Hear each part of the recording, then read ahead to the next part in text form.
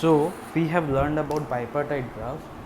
So in this lesson we will learn some theorems on bipartite graph. Okay. So theorem number one. Theorem number one says a graph containing any triangle cannot be a bipartite graph. Okay, so this theorem says a graph containing any triangle cannot be a bipartite graph. That means, say for an example, if there are four vertices like this, to be a bipartite graph it has to have connections something like this, or maybe some connection in between these and these. Now think about it, a graph containing any triangle. So if I want to, so is there any triangle? Obviously don't think about this, this is not a triangle, this is just an intersection of edges. A triangle means three vertices connected to each other like this. So in this case, to have a triangle there are possibly two edges always there, but there has to be one edge like this, and then that will only become a triangle. So if it was there, then obviously within this set which we were calling S set, the vertex between this set will have an edge which will contradict the the idea of bipartite graph. So that is why the theorem is saying a graph containing any triangle cannot be a bipartite graph.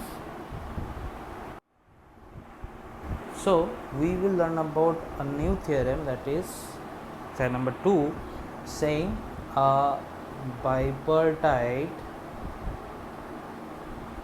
simple graph having V vertices and E edges will always follow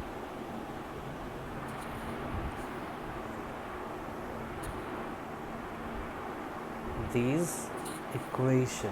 Okay, so a bipartite simple graph having a vertices with V numbers and edges of E numbers will always follow this formula. So let's check with an example. Suppose this is a bipartite graph, and now let's draw the maximum possible edges. So how many maximum possible edges can be there? This is R set whose cardinality will be 1, 2, 3, 4. This is S set whose cardinality will be 2. So maximum 8 R into S, right? The product. So maximum 8 edges can be there. Now if I put 8 over here, and that is less than equals to what is V? 1, 2, 3, 4, 5, 6. So 6 square by 4, which is 36 by 4, which is 9. So basically this holds, right? Now if I take another node over here, so I am taking this product because this is the maximum possible number of edges. So it can be always less, so it can be 7, 6, right? So I am taking maximum because I am checking this sign. So if I add another new vertex over here, so this Rn into S will become 4 into 3, that is 12.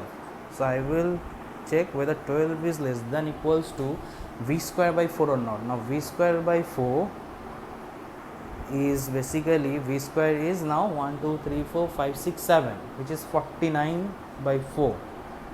So if you see, basically 49 by 4 is obviously greater than for 12 point something it will become, right? So this is a theorem which is very important in case to remember in case of bipartite graph.